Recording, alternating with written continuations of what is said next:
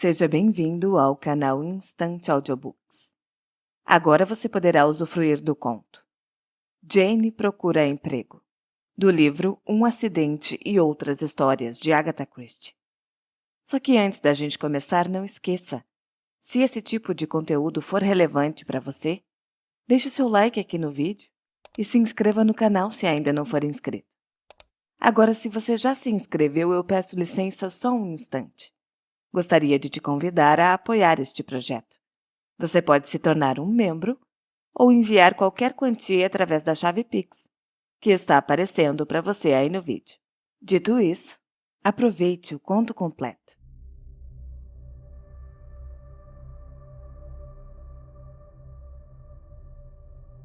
Jane procura emprego.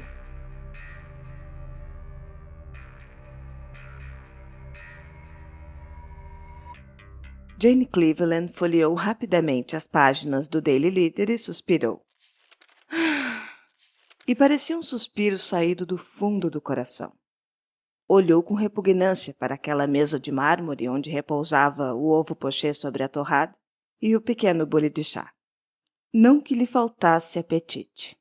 Longe disso. Jane estava com um apetite voraz. Naquele momento, ela se sentia capaz de devorar quase 1 quilo de bife bem passado, com batatas fritas e, se possível, até um pouco de vagem. E tudo isso regado a uma bebida mais empolgante do que chá. Mas as moças, cujas finanças andam em péssima situação, não podem ser exigentes. Jane devia se dar por feliz por estar em condições de pedir um ovo pochê com chá e torradas. Amanhã talvez não conseguisse fazer o mesmo. Bom, isto é, a menos que... Voltou mais uma vez às colunas de anúncios do Daily Leader. E olha, para falar bem claro, Jane estava desempregada e sua posição começava a se tornar crítica. A distinta senhora que dirigia a miserável casa de pensão já andava olhando a nossa heroína de um modo atravessado. E, no entanto, pensou Jane levantando o queixo indignada, conforme era o seu hábito. Eu sou inteligente, bonita e instruída. O que mais eles querem? Segundo o Daily Leader, eles pareciam querer estenodatilógrafas de vasta experiência, gerentes para casas de negócio com um pouco de capital para investir, senhoras para dividir os lucros de produtos de granja, onde também se requeria um pequeno capital, e uma infinidade de cozinheiras, criadas e copeiras, sobretudo estas últimas. Eu não me importaria de ser copeira, disse Jane consigo mesma. Mas aí é aquela história, não é? Tem que ter experiência. Mas acho que eu podia me apresentar em qualquer lugar como uma moça com vontade de aprender. Mas a questão é que essa gente paga uma miséria para quem tem vontade de aprender. Ai! Suspirou de novo, armou o jornal à sua frente e se atirou sobre o ovo pochê com todo o ímpeto de uma juventude saudável.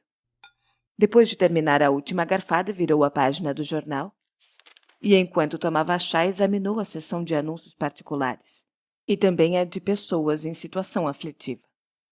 Essa coluna era sempre a derradeira esperança. Se Jane dispusesse de 2.000 libras, a coisa até que seria fácil. Havia pelo menos umas 7 oportunidades únicas, todas rendendo um mínimo de 3.000 libras anuais. Franziu um pouco os lábios. Bom, se eu tivesse 2.000 libras, ela murmurou. Não me separaria delas assim, sem mais nem menos. Passou rapidamente os olhos de alto a baixo, com a destreza adquirida pela longa prática. Tinha a interessada em roupas velhas, oferecendo preços fabulosos, e dizia: atende-se a domicílio. Homens que compravam tudo, mas principalmente dentaduras. Damas aristocratas que, por motivo de viagem, queriam se desfazer de seus abrigos de pele por quantias irrisórias. O clérigo em apertos, a viúva trabalhadora, o militar inválido, e todos precisando de importâncias que oscilavam entre 50 e 2.000 libras. De repente, Jane estacou. Largou a xícara de chá e releu o anúncio do princípio ao fim. Ah, mas aqui deve ter um gato escondido. Ela murmurou. Porque nesse tipo de coisa sempre tem. Então convém tomar cuidado.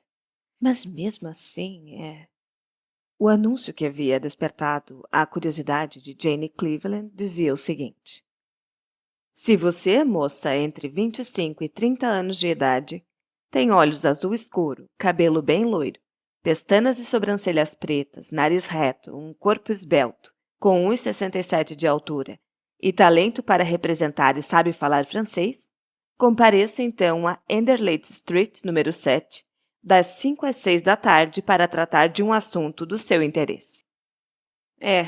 A ingênua Gwendolen. Ou porque as moças se desencaminham, murmurou Jane.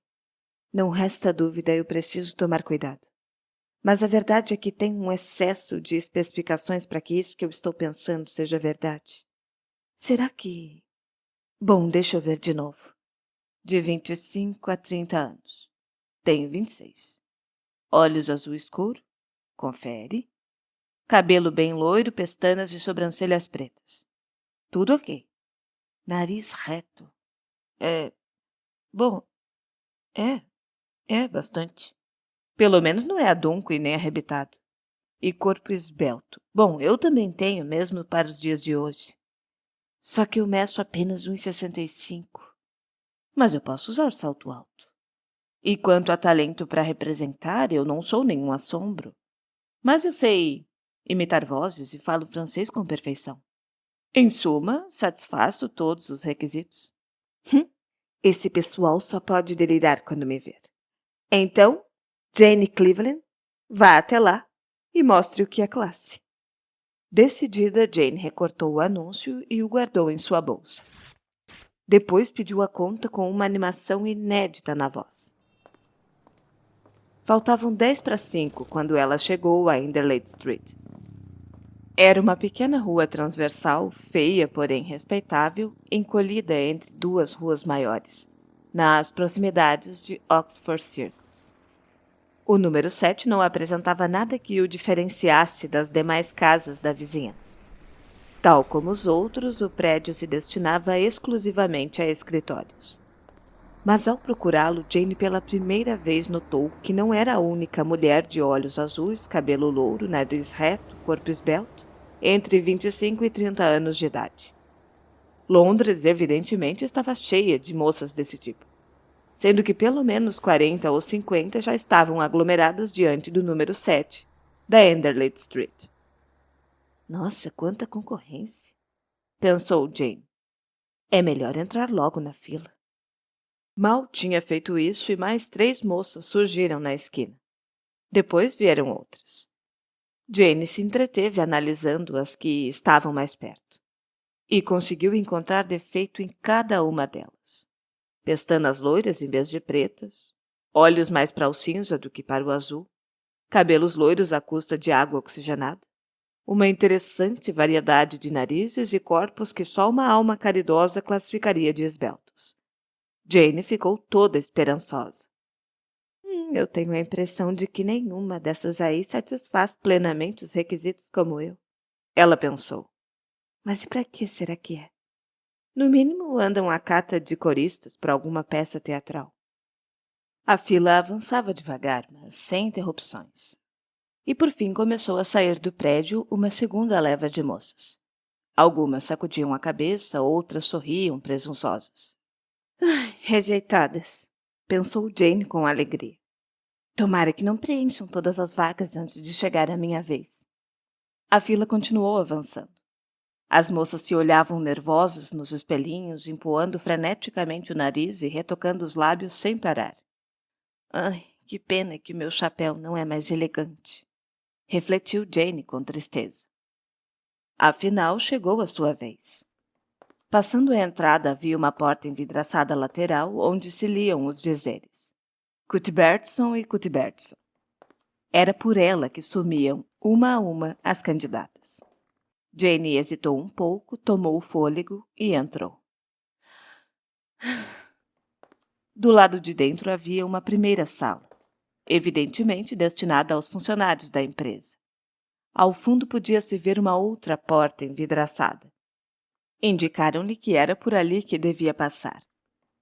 Jane se encontrou então numa saleta com uma escrivaninha grande, ocupada por um homem já maduro, de olhar penetrante e um bigode grosso, com um ar de estrangeiro.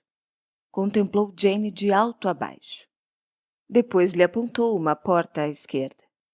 Tenha a bondade de esperar lá dentro, ele disse com firmeza. Jane obedeceu. Na sala em que ela entrou já havia 5 moças, todas sentadas, muito empertigadas, se entreolhando ferozmente. Então não teve mais dúvidas. Era óbvio que estava incluída entre as possíveis candidatas. Ela se encheu de esperança. Só que era, no entanto, forçar demais não reconhecer que as outras 5 moças também satisfaziam tão bem quanto ela os requisitos especificados no anúncio. O tempo foi passando. Levas e levas de candidatas, naturalmente, continuavam desfilando pela saleta contígua, a maioria se retirando pela porta que dava para o corredor. De vez em quando, porém, entrava uma nova pretendente para aumentar o número das finalistas. Às 6h30 já havia 14 meninas reunidas ali. Ouviu-se um murmúrio de vozes na saleta, e aí então o homem de ar estrangeiro que Jane tinha resolvido apelidar de coronel, por causa do aspecto militar do bigode que ele usava, apareceu na porta. Se quiserem me fazer rafinis, ele declarou. Atenderei uma de cada vez pela ordem de chegada, por favor. Jane evidentemente era a sexta da lista. E transcorreram 20 minutos até que ela fosse convidada a entrar. O coronel estava parado de pé, com a mão nas costas. Submeteu-a a uma rápida série de perguntas, testou os seus conhecimentos de francês e verificou a sua altura. É possível que mademoiselle sirva, ele disse em francês. Eu não sei, mas é possível. Mas de que emprego é esse? Pode-se saber? Perguntou Jane sem rodeios. Ele encolheu os ombros. Bom, quanto a isso, eu não estou em condições de lhe responder. Mas, se for a escolhida, então saberá. Olha, isso está me parecendo muito misterioso, objetou Jane. Eu não posso de maneira nenhuma aceitar um emprego sem saber do que se trata. É alguma coisa relacionada com teatro, talvez? Com teatro?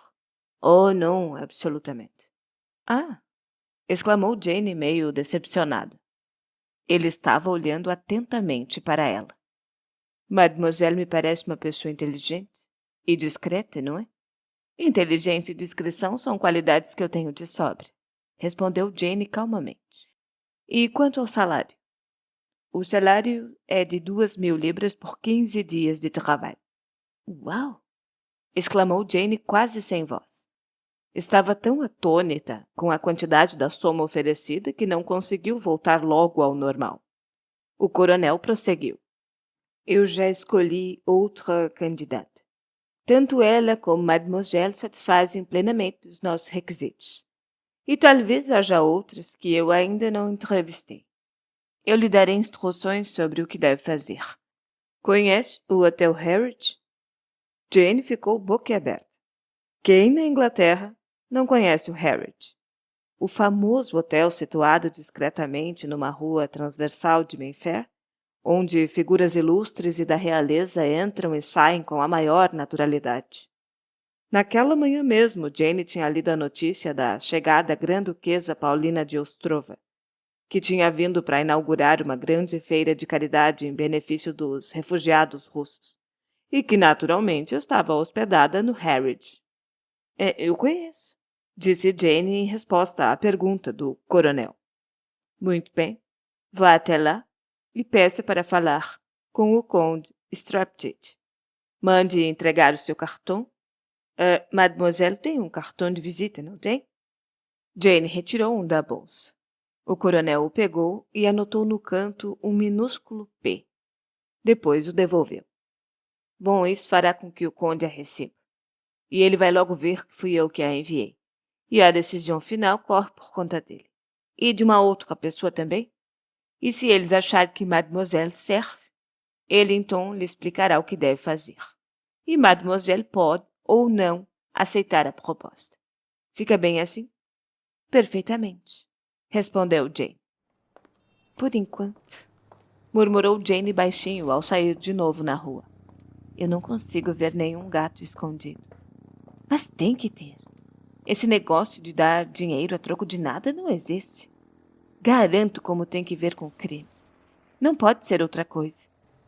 Sentiu-se mais animada. Até certo ponto, Jane não fazia objeções ao crime. Os jornais ultimamente andavam cheios de façanhas de uma porção de bandidos. Inclusive, Jane já tinha pensado em se tornar uma caso falhassem todas as suas outras alternativas. Cruzou as portas aristocráticas do Harrods com um certo nervosismo. E ela tinha se arrependido mais do que nunca por não ter comprado um chapéu novo. Só que ela se dirigiu corajosamente à portaria, apresentou o seu cartão e pediu para falar com o conde Straptitch, sem a mínima sombra de hesitação no comportamento. Pareceu-lhe que o funcionário da portaria tinha olhado para ela de um jeito meio estranho, mas pegou o cartão e o entregou para um menino de recados, com algumas instruções em voz baixa que Jane não conseguiu entender. O menino finalmente voltou e a convidou a acompanhá-lo. Subiram no elevador e passaram por um corredor até chegar a uma grande porta dupla, onde o menino bateu. Um momento depois, Jane se viu numa sala ampla, diante de um homem alto e magro, de barba loira, que estava segurando o seu cartão languidamente, na mão muito branca. Senhorita Jane Cleveland, leu devagar. Eu sou o conde Straptitch.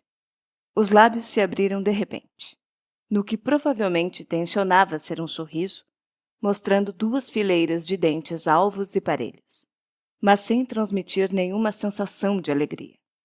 Pelo que vejo, mademoiselle se candidatou à vaga oferecida no nosso anúncio. Continuou o conde. Vem recomendada pelo coronel Cranem. Então ele é coronel?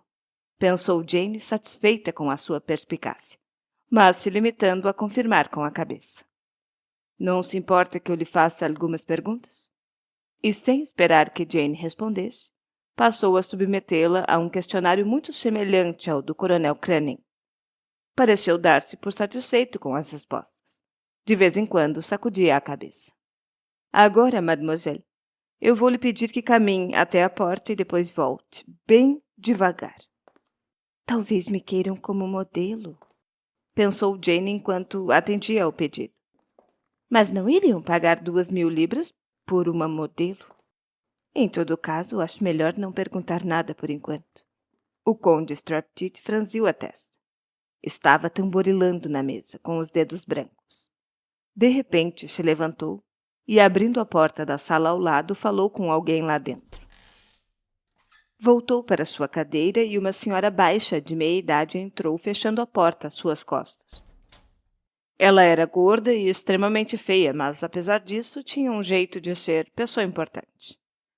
E então, Anna Mikhailovna, disse o conde, e o que é que você acha?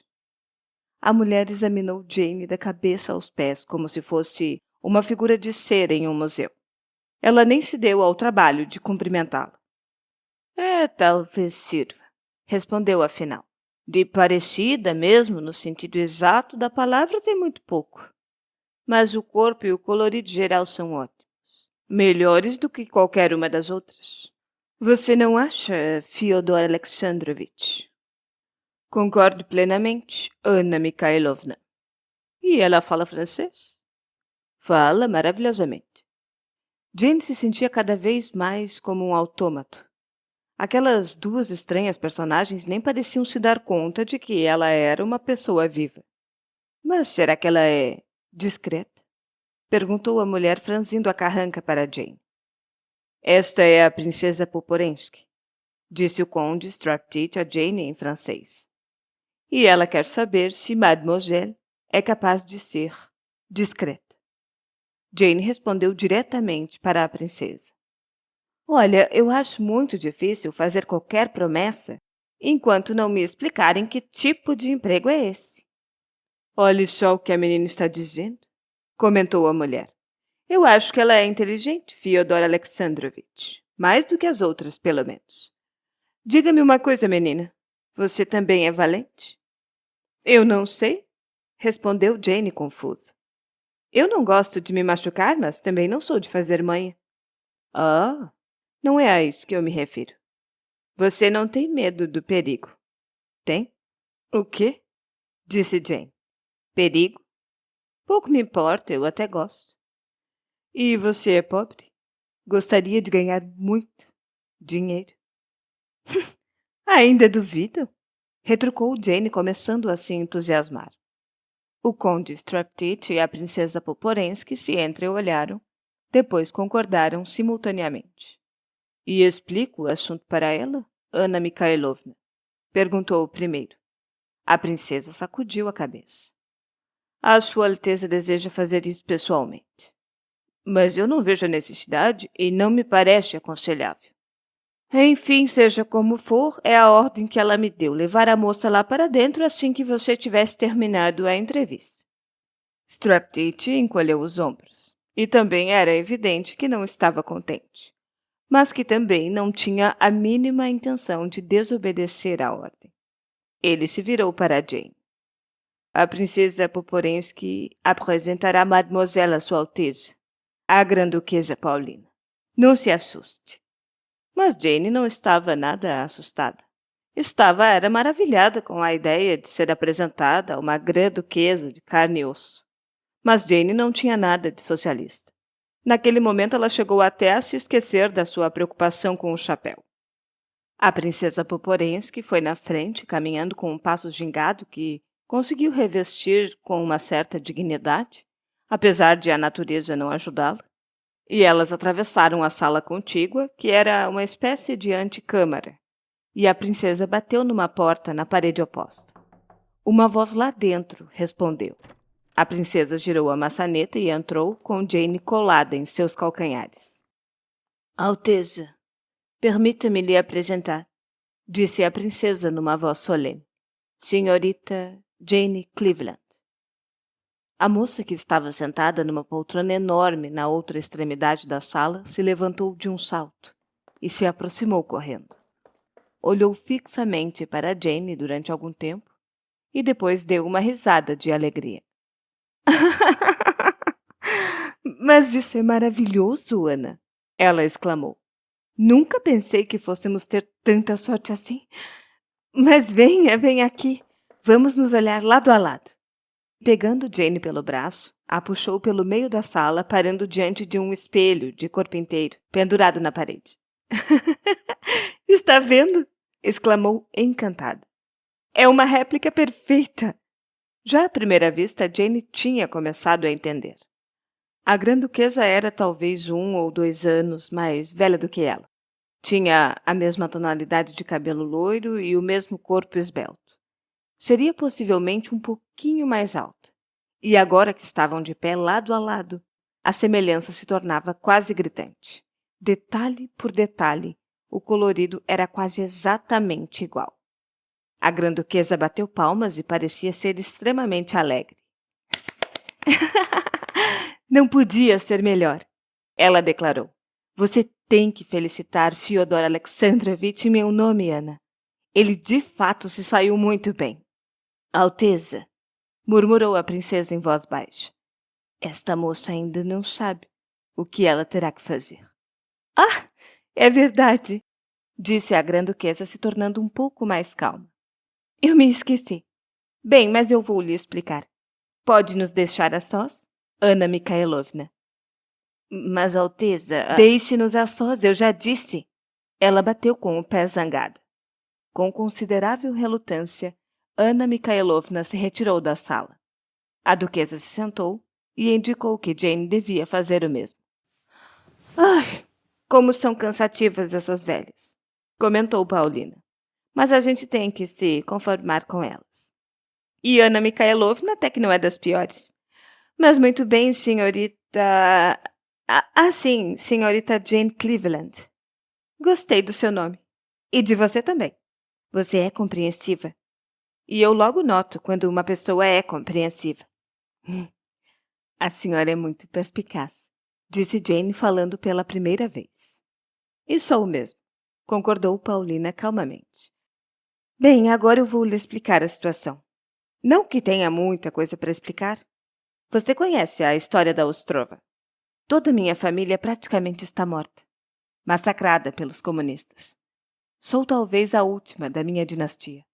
Sendo mulher, eu não posso ocupar meu trono. A gente seria capaz de pensar que fossem me deixar em paz. Pois sim, aonde quer que eu vá, fazem tentativas de me assassinar. Que absurdo, não é? Esses brutamontes encharcados de vodka nunca têm o menor senso das proporções. Compreendo, disse Jane, sentindo que tinha que dizer alguma coisa. Na maior parte do tempo eu vivo isolada, onde eu posso tomar precauções. Mas de vez em quando eu preciso participar de cerimônias públicas. Enquanto estiver aqui na Inglaterra, por exemplo, devo comparecer a diversas solenidades públicas, como também em Paris, quando eu passar por lá. Eu tenho uma propriedade na Hungria, sabia? O esporte lá é uma maravilha. Ah, é mesmo? Disse Jane. Um colosso. E eu adoro esportes. E além disso, bom, eu nem lhe devia lhe contar, mas não faz mal. Você tem um rosto tão compreensivo. Enfim, existem planos em andamento por lá. Na maior discrição, compreende?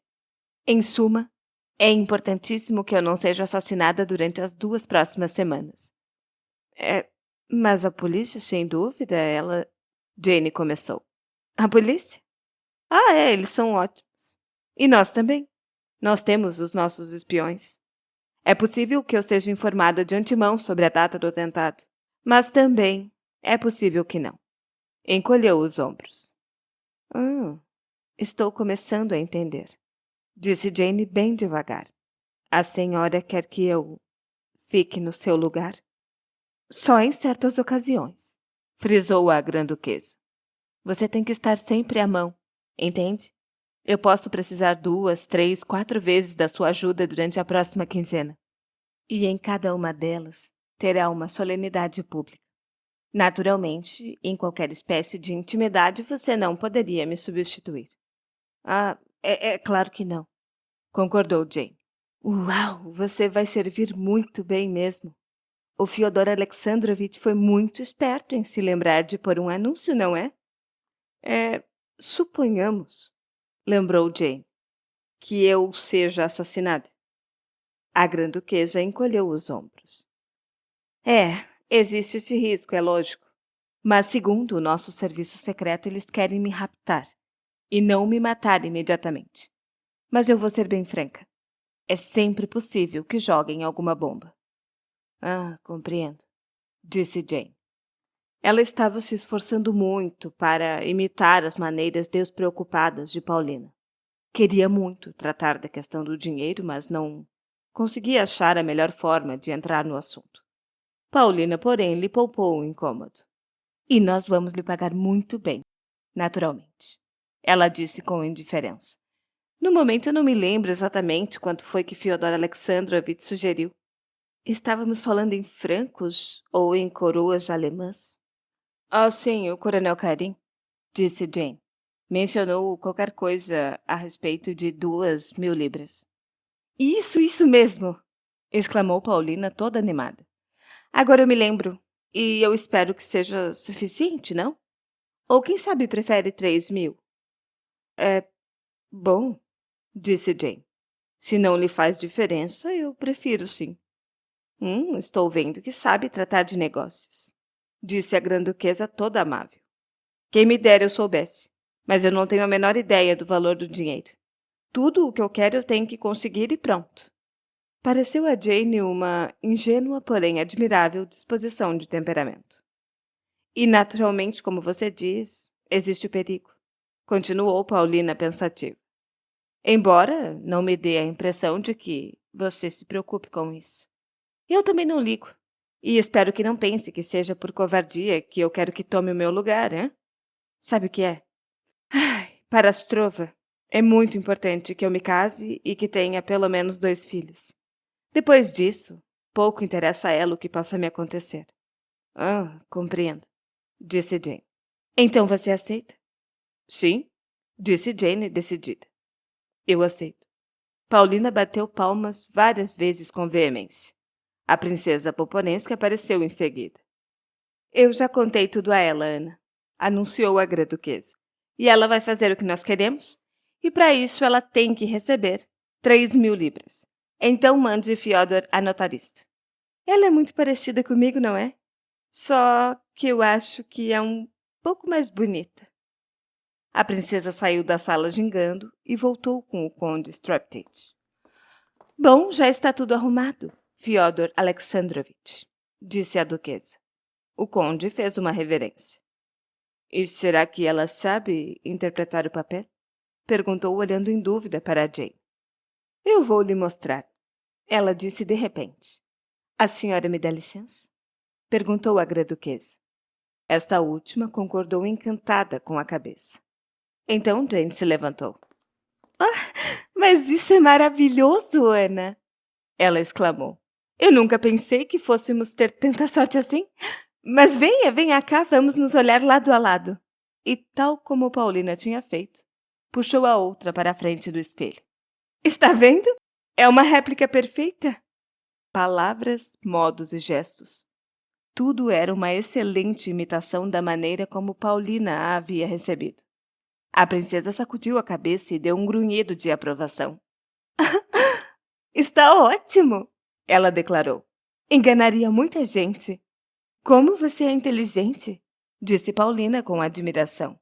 Eu não saberia imitar ninguém mesmo para salvar a minha própria vida. Jane achou mesmo que ela estava dizendo a verdade, porque já tinha se dado conta de que Paulina era uma moça de personalidade muito marcante. A Ana vai tratar dos pormenores com você, disse a Grã-Duquesa. Leve-a para o meu quarto, Ana, e faça-a experimentar algumas das minhas roupas. A Grã-Duquesa fez um gracioso gesto de despedida com a cabeça, e Jane se viu arrastada pela princesa Poporensky. Este aqui é o vestido que Sua Alteza vai usar para inaugurar a feira de caridade, explicou a velha mostrando uma ousada criação em preto e branco. Será daqui a 3 dias. Talvez seja preciso que você a substitua na ocasião. Ainda não se sabe, não recebemos informações. Assim como Ana havia pedido, Jane despiu os seus pobres trajes e experimentou o vestido. Servia-lhe como uma luva. A outra sacudiu a cabeça, aprovando. Oh, sim, está quase perfeito. Apenas um pouco comprido demais porque você é uns 3 centímetros mais baixo do que Sua Alteza. Ah, mas isso é fácil de remediar, Jane disse rapidamente. A Grã-Duquesa usa sapatos de salto baixo, que eu vi. Então, se eu usasse o mesmo tipo de sapatos, mas com um salto alto, ia ficar muito bem. Ana Mikhailovna lhe mostrou o par que a Grã-Duquesa usava geralmente com o vestido. Sapatos de crocodilo com pulseira no tornozelo. E Jane tentou memorizar para ver se conseguia um outro igual, só que com um salto diferente. Ah, e seria bom também, sugeriu Ana Mikhailovna, que você tivesse um vestido de cor e tecido completamente diferentes do de Sua Alteza. Porque assim, caso seja preciso substituí-la de um momento para o outro, é menos provável que alguém note. Entendi. E que tal um de marroquim bem vermelho? Eu poderia talvez usar um lorgon de lente 100 grau. Isso modifica muito a aparência. As 2 sugestões foram aprovadas, e passaram então a combinar os pormenores. Jane saiu do hotel com 100 libras na bolsa, e a recomendação para comprar o traje necessário e se hospedar no Hotel Blitz sob o nome de Senhorita Montresor de Nova York. No dia seguinte, o conde Straptate foi lhe fazer uma visita. Puxa, mas que transformação! Ele exclamou com uma reverência. Jane agradeceu com outra, porém irônica. Estava se divertindo muito com as roupas novas e aquela vida de luxo. Ai, tudo isso está uma delícia. Ela suspirou. Mas acredito que a sua visita significa que eu preciso entrar em ação para merecer o dinheiro que devo receber. Exatamente. Acabaram de chegar as informações. E parece provável que haja um atentado para raptar Sua Alteza no trajeto de volta da feira para o hotel. E a feira, conforme Mademoiselle já sabe, será realizada no Orion House, que fica a uns 15 quilômetros de Londres. E Sua Alteza terá que comparecer pessoalmente a essa inauguração, uma vez que a Condessa de Anchester, que patrocina esta feira, conhece muito bem a Grã-Duquesa. Mas eu já elaborei um plano. Jane escutou atentamente a explicação que ele deu. Ela fez algumas perguntas, mas por fim declarou que tinha compreendido perfeitamente o papel que deveria representar. E o dia seguinte amanheceu claro e límpido. Um dia perfeito para um dos grandes acontecimentos da temporada londrina. A Feira de Caridade Orion House, promovida pela Condessa de Winchester. E isso em benefício dos refugiados ostrovianos que se encontravam na Inglaterra. E em virtude das irregularidades do clima inglês, a feira propriamente dita se efetuou no interior dos espaços dos salões de Orion House, que há 5 séculos pertencia aos condes de Winchester. Diversas coleções particulares gentilmente cedidas se achavam ali expostas, e uma centena de mulheres da alta sociedade tinha tido a luminosa ideia de doar cada uma delas uma pérola retirada dos seus colares para serem leiloadas no segundo dia. E também deveriam se realizar inúmeros espetáculos com uma série de atrações nos jardins da mansão. Jane, no papel da senhorita Montresor, foi uma das primeiras a chegar. Estava usando um vestido de marroquim cor-de-fogo com um pequeno chapéu cloche vermelho. E usava também sapatos de crocodilo de salto alto. Já a grã-duquesa Paulina fez uma entrada espetacular. Um séquito a acompanhou até a plataforma. E ali uma criança lhe entregou o indefectível buquê de rosas dessas ocasiões. A grã-duquesa pronunciou um rápido, mas simpático discurso e declarou a feira aberta. O conde Straptitch e a princesa Poporensky se mantiveram sempre ao seu lado. Ela estava usando o vestido branco com grandes desenhos pretos que Jane já conhecia, e o chapéu era um pequeno cloche também preto, com uma profusão de aigretes brancas caindo da aba, e também um minúsculo véu de rendas que encobria metade do seu rosto. Jane sorriu consigo mesma. A grã-duquesa percorreu a feira, visitando todas as barracas, fazendo algumas compras e se mostrando sempre muito afável. Depois ela se preparou para ir embora. Jane estava pronta para aproveitar a deixa.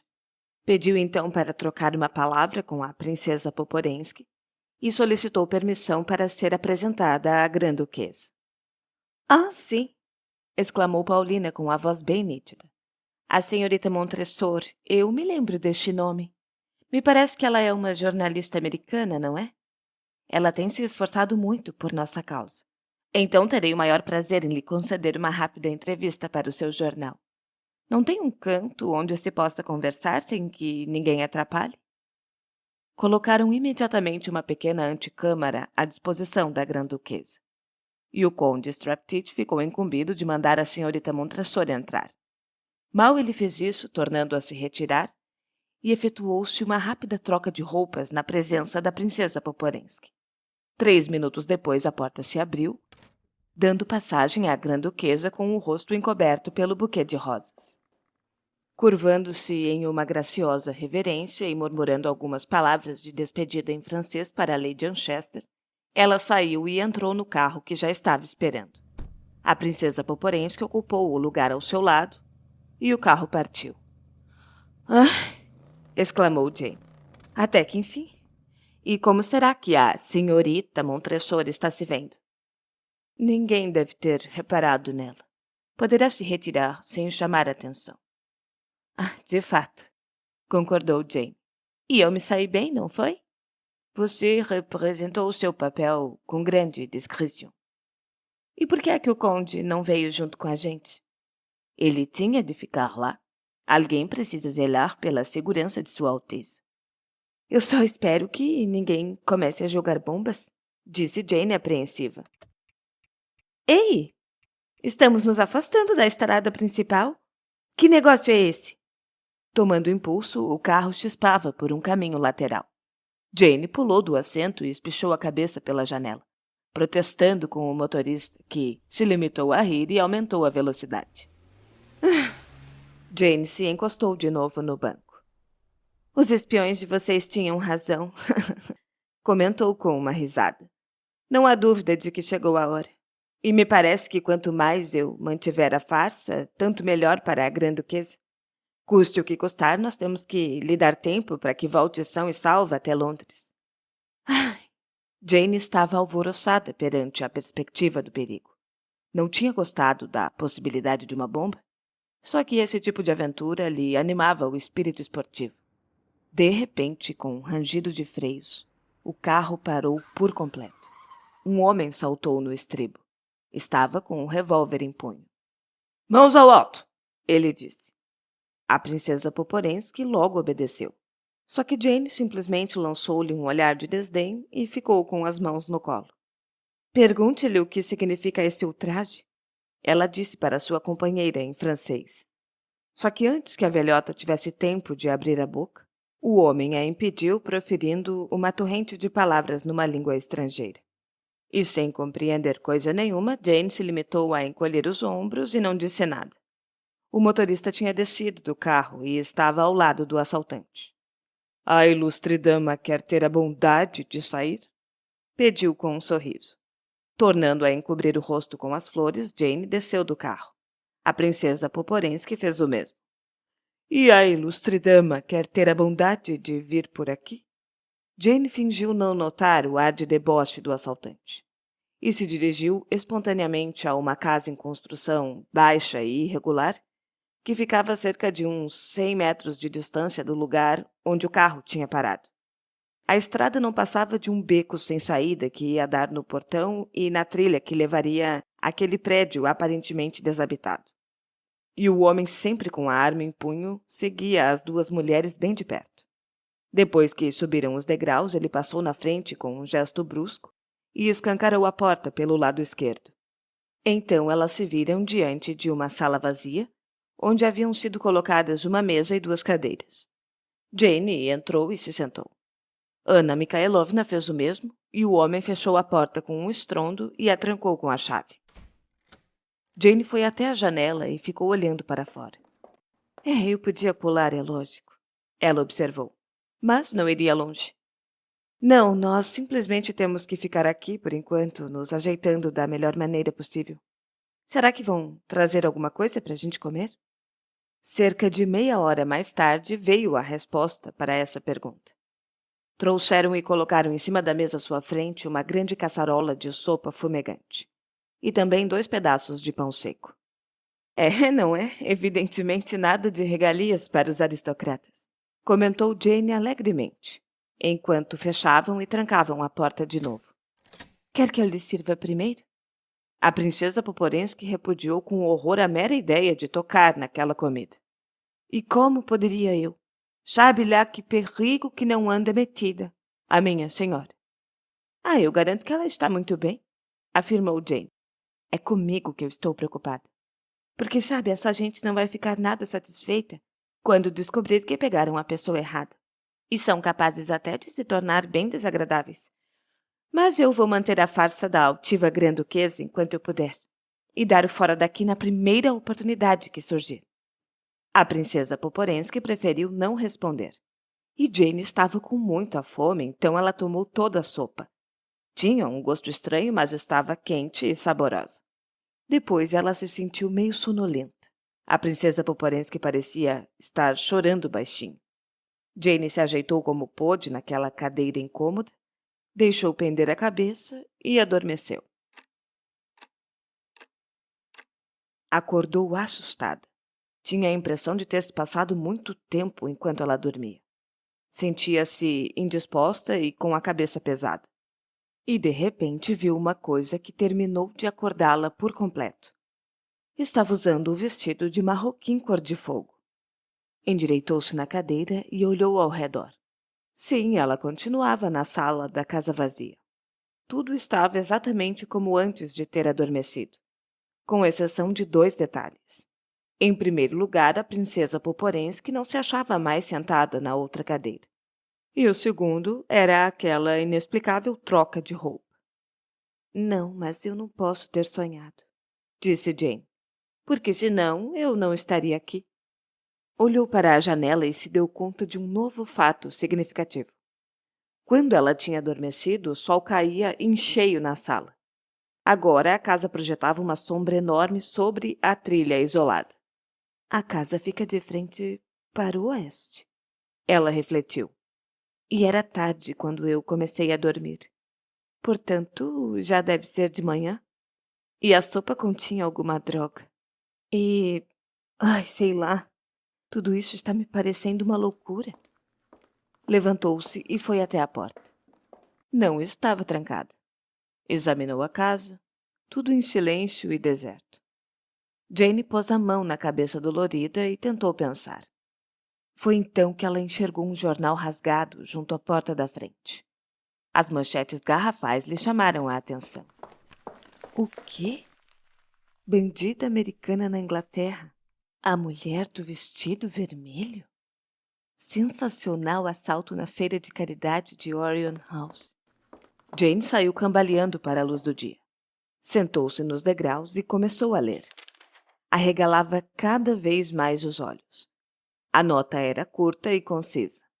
Dizia: logo depois da partida da Grã-Duquesa Paulina, 3 indivíduos e uma mulher vestida de vermelho tinham sacado armas e assaltado com êxito a multidão, apoderando-se de uma centena de pérolas e depois fugindo num veloz carro de corridas. Até o presente momento não haviam sido localizados. E uma notícia de última hora, porque aquela era a edição da noite, trazia mais esclarecimentos e informava que a bandida de vestido vermelho estava hospedada no Blitz sob o nome de Senhorita Montresor de Nova York. Eu fui enganada! Exclamou Jane. Completamente enganada. Ah, mas eu sabia que tinha gato escondido nessa história. E aí, então, estremeceu. Um ruído estranho havia rompido o silêncio. A voz de um homem pronunciando uma palavra a intervalos regulares. Droga!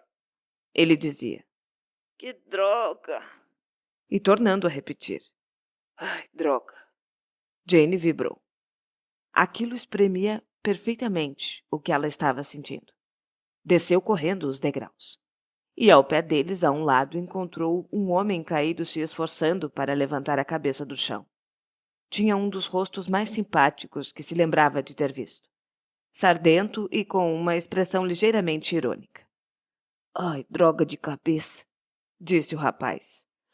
Ai, que droga, eu... Ele não terminou a frase, olhando fixamente para ela. Eu devo estar sonhando, ele murmurou quase sem forças. Pois é, foi exatamente o que eu disse, retrucou Jane. Mas só que não estamos, não. Mas o que foi que houve com a sua cabeça? Pois é, alguém me bateu. Mas ainda bem que ela é dura. Conseguiu se sentar e fez uma careta com um ar de deboche. Bom, eu espero que daqui a pouco meu cérebro esteja funcionando. E pelo que eu vejo, eu continuo no mesmo lugar de antes. E como você veio parar aqui? Perguntou Jane curiosa. É uma longa história.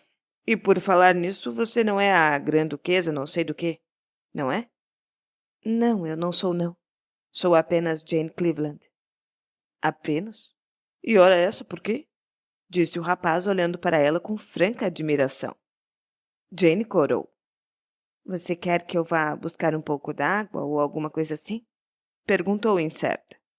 Bom, isso me parece que é de praxe, né? Concordou o rapaz. Em todo caso, eu preferia um uísque se tiver. Só que Jane não conseguiu encontrar uísque nenhum. O rapaz tomou um grande gole de água e declarou que já estava se sentindo melhor. E então, quer que lhe conte a minha aventura ou você vai me contar a sua?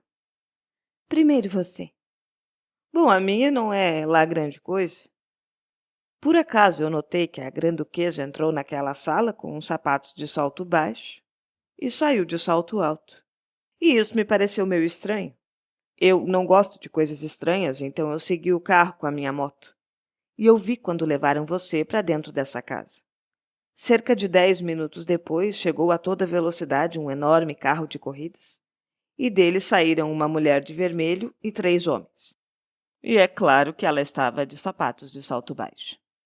Entraram na casa, e não demorou muito, a de salto baixo saía vestida de preto e branco, e partia no primeiro carro acompanhada por uma velhota com um ar de mexeriqueira e um cara alto de barba loira. Os outros entraram no carro de corridas. Eu pensei que todo mundo tinha ido embora, e estava exatamente tentando me aproximar daquela janela ali para poder socorrer você, quando alguém bateu na minha cabeça por trás.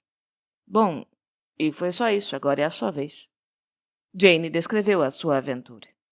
Que sorte a minha, não é, que você nos seguiu? Ela disse por fim.